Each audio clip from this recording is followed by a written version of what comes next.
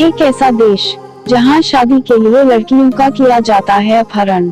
हैरान कर देगी ये कहानी। हेलो दोस्तों, कैसे हो आप? तो आज हम आपको कुछ ऐसी कहानी सुनाने जा रहे हैं जिसको सुनकर आप हैरान हो जाएंगे। ये कहानी एक ऐसे देश की है जहां शादी के लिए लड़कियों का अपहरण किया जाता है। तो चलिए कहानी शुरू करते हैं।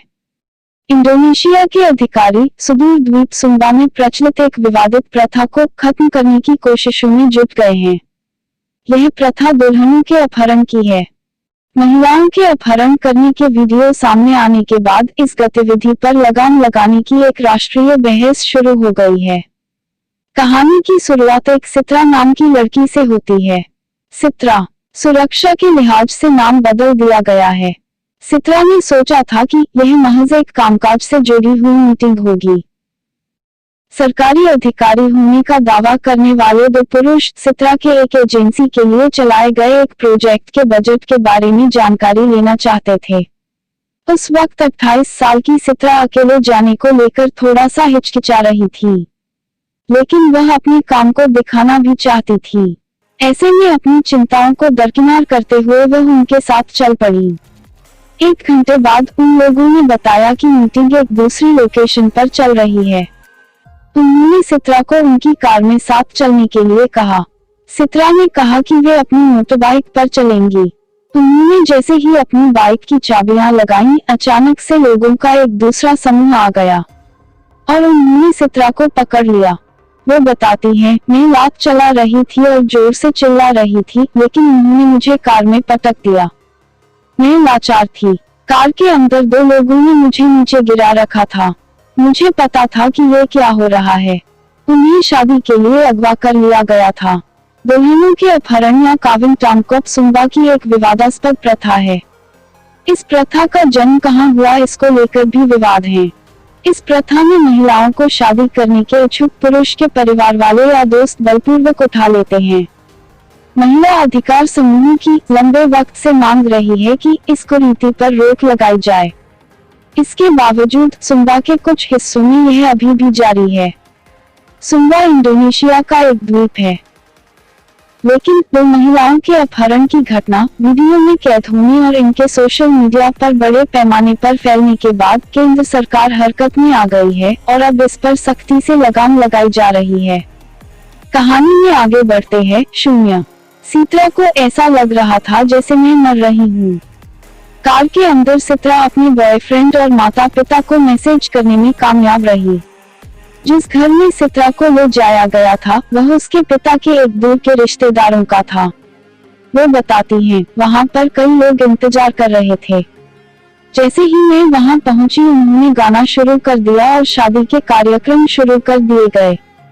सुंबा में ईसाईयत और इस्लाम के अलावा एक प्राचीन धर्म मारापू का भी बड़े पैमाने पर पालन किया जाता है।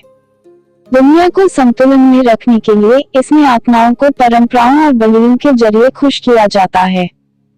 सित्रा बताती हैं, सुंबा में लोगों का मानना है कि जब पानी आपके माथे पर पहुंच जाता है तो आप घर छोड़ नहीं सकते हैं। मैं यह जान गई थी कि क्या होने वाला है। ऐसे में जैसे ही उन्होंने ऐसा करने की कोशिश की, मैं अंतिम मिनट पर पीछे हट गई ताकि पानी मेरे माथे को न छू पाए। उनका अपहरण करने वालों ने उन्हें बार बार समझाया कि वे ऐसा उनसे स्नेह होने के चलते कर रहे हैं और उन्होंने सित्रा को इस शादी को स्वीकार करने की भरपूर कोशिश की। वो बताती हैं, मैं तब तक रोई जब तक कि मेरा गला सूख नहीं गया। मैं फर्श पर गिर गई। मैंने अपना सिर लकड़ी के एक बड़े खंभे पर दे मारा। मैं चाहती थी कि वे यह समझे कि मैं यह शादी नहीं करना चाहती हूँ। मुझे लग रहा था उन्हें मुझ पर दया आ जाएगी। अगले 6 दिन तक उन्हें एक तरह से उस घर में कैदी की तरह से रखा गया। वो बताती हैं, मैं सारी रात रोती रहती थी। मैं बिल्कुल भी नहीं सोई। मुझे ऐसा लग रहा था कि जैसे मैं मर रही हूँ। सित्रा ने खाना पीना बंद कर दिया था। वे कहती हैं, अगर हम उनका खाना ले लेते हैं तो इसका मतलब होता है कि हम शादी के लिए राजी हैं।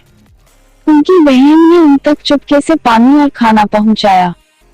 दूसरी ओर उनके परिवार ने महिला अधिकार समूह के समर्थन से गांव के बड़े बुजुर्गों और दूल्हे के घरवालों से बात की कि लड़की को छोड़ दिया जाए। सौदेबाजी की हैसियत नहीं। महिला अधिकार समूह पेरवाती ने पिछले 4 साल में महिलाओं के अपहरण की इस तरह की 7 घटनाओं को दर्ज किया है। समूह का मानना है कि इस द्वीप के दूर दराज के इलाकों में ऐसी कई और घटनाएं भी इस दौरान हुई होंगी। सित्रा समेत 3 महिलाएं ही इतनी खुशनसीब थीं कि जो रिहा कर दी गईं। अपहरण के सबसे हालिया 2 मामलों में जिनके वीडियो जून में बने थे, उनमें से एक महिला ने इस तरीके से हुई शादी में ही बने रहने का फैसला किया है। पेरवाती की स्थानीय प्रमुख अप्रसा ताराना कहती हैं, वे शादियों में बनी रहती हैं क्योंकि उनके पास इसका कोई विकल्प नहीं होता है। काविन तामकोप कई दफा एक अरेंज मैरिज का ही रूप होता है और महिलाएं इसमें सौदेबाजी की हैसियत में नहीं होती हैं। वे कहती है कि जो महिलाएं शादी तोड़ने का फैसला लेती हैं, उन्हें उनके समुदाय में अक्सर लांछनों का सामना करना पड़ता है। सित्रा को भी इस तरह के लांछन लगने का डर दिखाया गया था।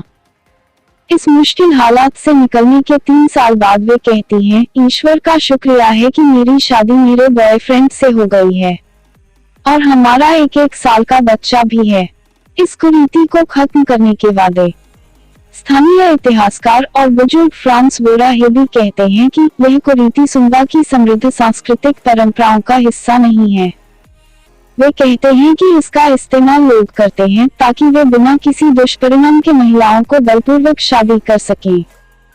वह कहते हैं कि नेताओं और अधिकारियों की तरफ से कोई कार्रवाई न होने की वजह से यह कुरीति अभी तक जारी है।